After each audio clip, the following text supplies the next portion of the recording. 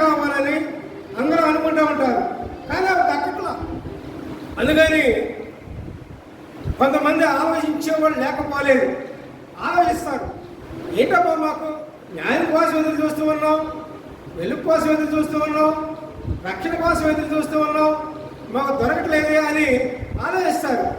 చివరికి వాళ్ళకి ఆలోచన పుడుతుంది. మంచి ఆలోచన దేవుడే ఇస్తారు.